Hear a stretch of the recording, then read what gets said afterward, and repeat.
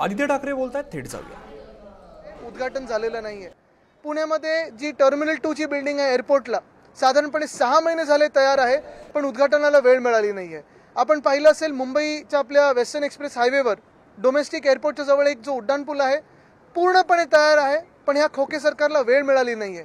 असंच आपण पाहिलं असेल आपलं जे नवी मुंबईचं एअरपोर्ट आहे, श्री दिबा पाटील यांचं नाव देण्याचा आपण प्रस्ताव 2 वर्षापूर्वी पाठवला होता, अजूनही केंद्र सरकारने मान्य केलेला नाही. संभाजीनगरमध्ये जे विमानतळ आहे त्याचं नाव देखील आपण छत्रपती संभाजी महाराज हे दिलेलं आहे. 4 वर्षापूर्वी हा प्रस्ताव केंद्र सरकारला पाठवलेला आहे.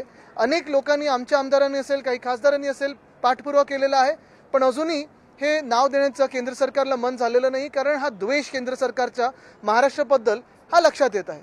पण हे सगळं होत असताना आपलं दिसत असेल की आज काही जिल्ह्यांमध्ये अवकाळी पाऊस झालेला आहे. गेल्या 2 वर्षात अशा अनेक घटना झालेल्या आहेत जिथे शेतकऱ्यांनी मदत मागितलेली आहे, आश्वासनं दिली जातात, घोषणाही होते, पण मदत 1 रुपयाची पोचत नाही. दुर्दैव हेच आहे, आज जे घटनाबाह्य सरकार बसलेलं आहे ते महाराष्ट्राच्या हिताचं नाही आहे, हे आज स्पष्ट झालेलं आहे.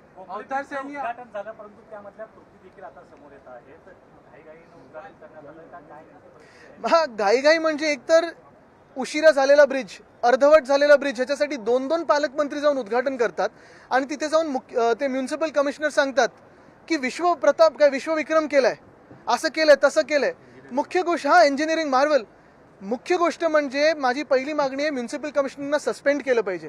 जे रेल्वेचे पण अधिकारी आहेत त्यांना पण सस्पेंड केलं पाहिजे आणि चौकशी लागली पाहिजे. कारण डिलाय रोडचा ब्रिज असो किंवा हे गोखले ब्रिज असो, दोन्ही ठिकाणी आपण पाहताय रेल्वेने तर दिरंगाई केलीच आहे, पण म्युन्सिपल कमिशनर देखील याला एवढेच जबाबदार आहेत आणि त्याच्या पुढे जाऊन सांगायचं इंजिनिअरिंग मार्वल आहे.